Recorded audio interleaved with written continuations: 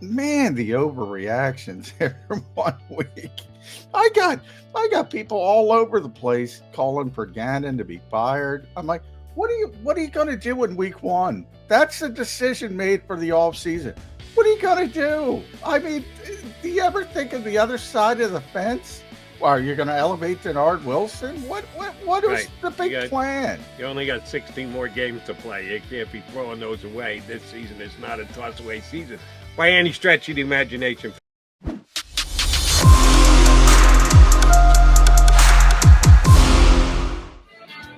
It's a football Friday here on Birds 365. Unfortunately, it's not leading into a football Sunday. We gotta wait till Monday Football night. Sunday's coming, just not Eagles football And Sunday. Eagles football Sunday. Yeah. Thank you for correcting me. That's exactly what I meant. And when you get to Monday night and all the other games are over and your team is playing, it's cool. I love being on Monday night. I don't like Monday night games. Oh, I don't like them at do. all. I do when you get to Monday night.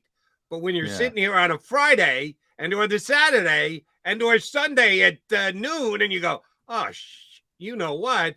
We're not playing for 30 hours. Wow, that stinks. Yeah. But once you get to Monday night, it's very cool. You know, Darius Slay was talking about that yesterday. And he's the same way. He watches football Sunday, then he's like, I got to wait all day to play on Monday. Exactly. Yeah, it's a pain. Now, for me, obviously, I'm going to be up till 4 a.m. That's why I don't like Monday night games. I but understand. you know, that's selfish. Yeah, I don't know. I like Sunday 1 o'clock games, man. I love them. I love when everything's going on, all the action. There's other games. Yeah, but I get it. You're the only team. Although there's not. 2 Monday night games. Yes, exactly. Yeah, there's 2 Monday night games, which is kind of weird on the second week. But yeah, I mean, a home opener, Monday Night Football, a little bit different. You know, Sunday Night Football back in the older days, Monday Night Football was the game. Now it's Sunday Night Football, but still, typically, usually standalone. This will be an overlap game, as we just said, but there's the whole microscope is on your team, and maybe that's a bad thing for Jonathan Gannon. Maybe it's a good thing for Jalen Hurts. Who knows? It's been an interesting maybe week. This week it's a good thing for Jonathan Gannon and a bad thing for Jalen. Exactly. We don't know yet. We got to wait till Monday night to find out. I'm glad we're going to have our friend Les Bowen on the show this morning.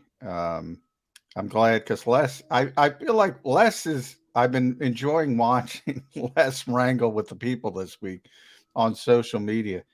I've had to deal with it myself. Man, I should be used to this by now, but man, the overreactions every 1 week. I got people all over the place calling for Gannon to be fired. I'm like, what are you going to do in week 1? That's a decision made for the off season. What are you going to do? I mean, do you ever think of the other side of the fence? Well, you're going to elevate Denard Wilson? What is the big plan? You only got 16 more games to play. You can't be throwing those away. This season is not a toss-away season by any stretch of the imagination for the Eagles. But because it is a Monday night game and we have an extra day of preparation, I do not feel badly starting today's show with this conversation because I think it's pretty important. I believe we closed out yesterday's show with it, as a matter of fact. It's Howie Roseman's involvement on the overall way that the Philadelphia Eagles work, act, prepare, put things in place to play their 17 games during the season. You were there. Nick Sirianni yesterday decided it was important that he put it into the perspective that he thinks it needs to be perspective because its defensive coordinator at earlier in the week said, well, these are the things we discussed with Howie Roseman. And the way that he stated it, you could, if you want to take a little leap of faith, make it sound like and or believe Howie Roseman is in on the strategy meetings, the game planning meetings, which we don't believe is the case. You and I don't believe it, but Jonathan Gannon kind of left it open for that interpretation. So Nick felt that he needed to put it in a different perspective, his perspective. You hope the truth's perspective I got to read you this line, John, because it kind of flies in the face of what you and I have been saying. At the end of the day, I have the say on who's up on game day and what we need. That means to me, he's got control of the 53-man roster. And you and I have been working under the belief that Howie Roseman has the control of the 53-man roster. I don't know how more plainly you can state it than at the end of the day, I have the say on who's up on game day. Who's got control of the 53-man roster, John? Howie has control. And that's where the context is needed. You'd have to run through because I was the one who asked Jonathan the question. I was the one who asked Nick the question. You have to run through the entire context. Here's how I take it as there's a little truth to both sides in the fact that from a bookkeeping standpoint, Howie Roseman has control over the 53-man and the game day roster. From a decision-making standpoint, Nick Sirianni has control of the game day roster because Howie Roseman has given him that. Now, if Howie wants to wake up one morning on the wrong side of the bed and say, you know what? I don't want to give you Noah Tungiai this week. He doesn't have to give him Noah Tungiai. So technically, Howie Roseman has control. But what Nick was saying is, look, I say who I want, and that's who I get. So from his perspective, he doesn't want to deal with the bookkeeping.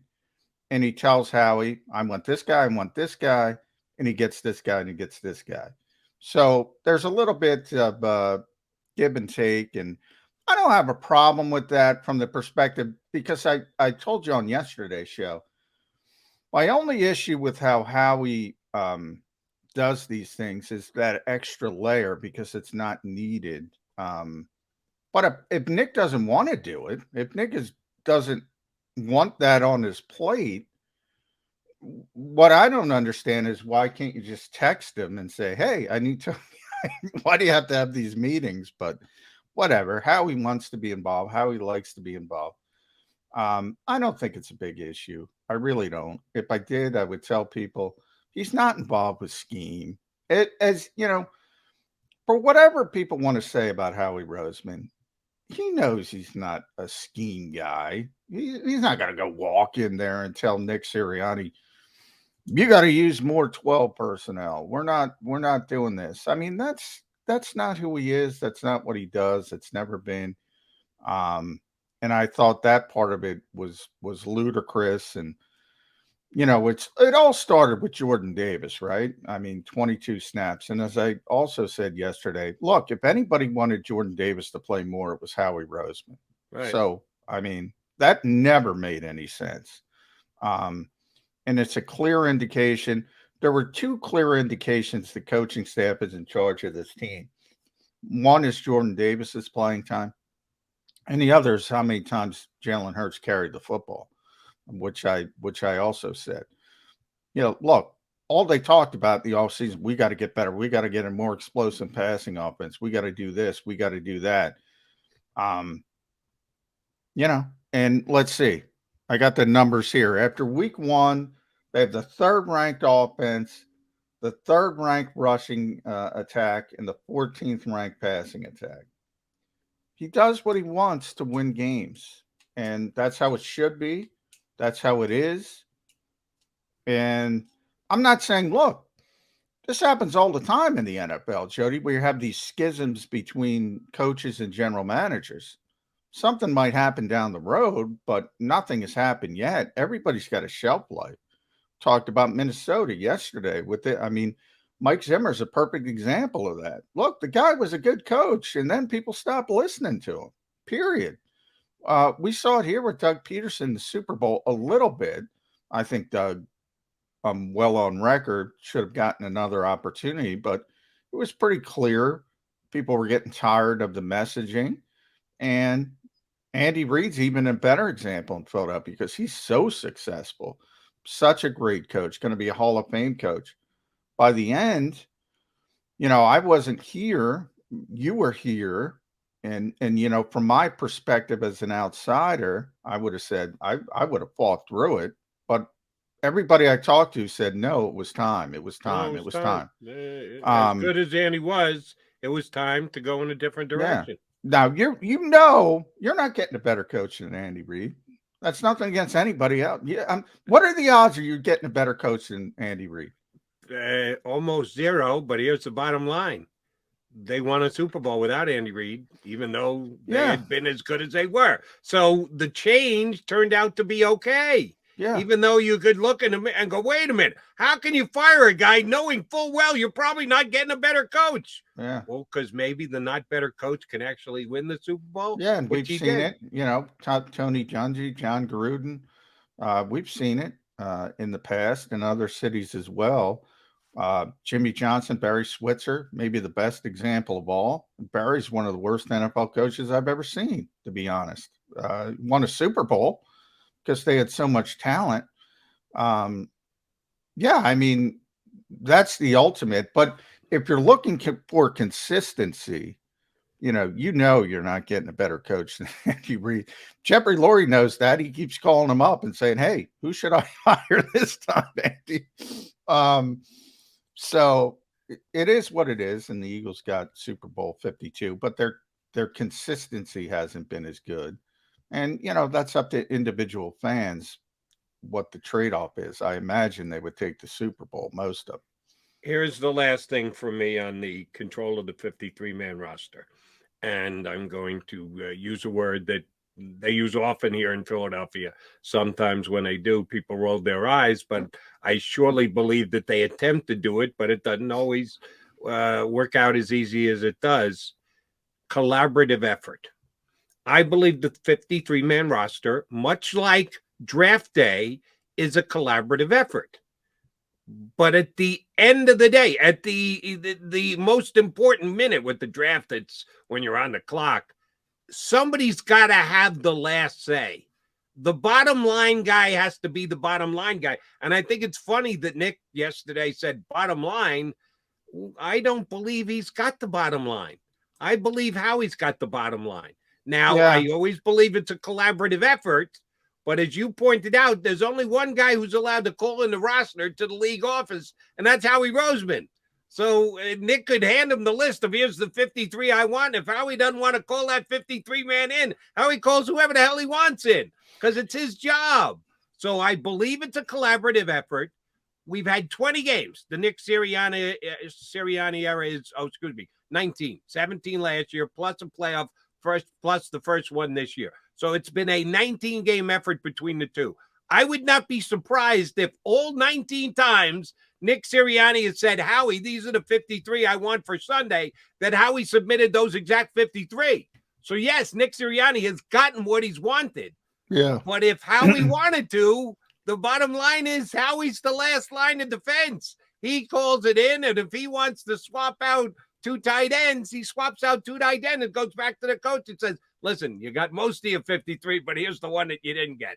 I don't know that that's happened. Maybe that will be a point of contention down the road, much like Doug Peterson wanting to retain some of his coaches and the powers that be not wanting to do so, and that ended up being the reason that the two parties split. Maybe this will be the rub a year from now, 2 years from now. Yeah, that's what I wrote about, and the Eagles got upset about it.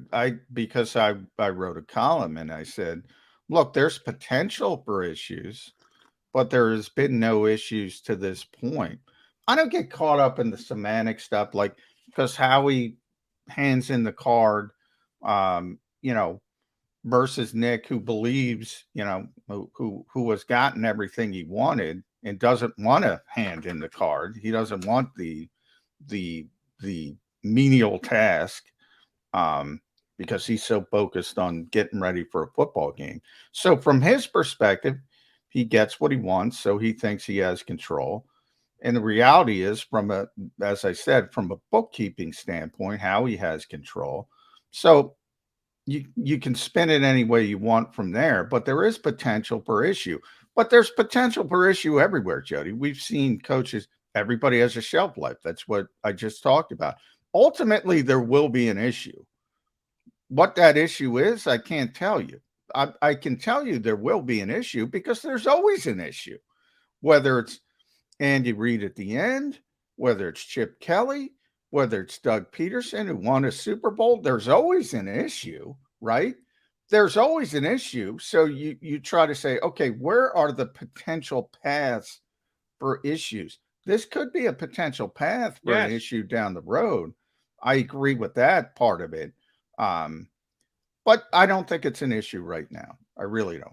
Right, nor do I. It just was the way that Jonathan Gannon kind of opened up that Pandora's box that they felt they needed to show a little bit more, shine a little bit more of a light on it. And the light told you where they sit. I think it's pretty easy. Nick Sirianni picks his 53. He submits it to Howie Roseman. Howie makes the final decision on who the 53 are. I would believe that 53-48 game day. The game 48, day, excuse yeah. me. Howie probably has given Nick Sirianni what he wanted 19 out of 19 times so far. Yeah. But at some point, they might disagree, and it'll be interesting to see when they do if that is the beginning of a fissure. All right, Eagles and Vikings coming up this week. Joining us next, we've got a guy who, according to Johnny Mack, I did not know this, but John said we got to get Les on because the people are jumping in Les's, you know what, because I love the wrangling, Les. I love the wrangling. All right, I'm going to find out what the wrangling is with Les Bowen from NJ.com. He joins us next here on Birds 365.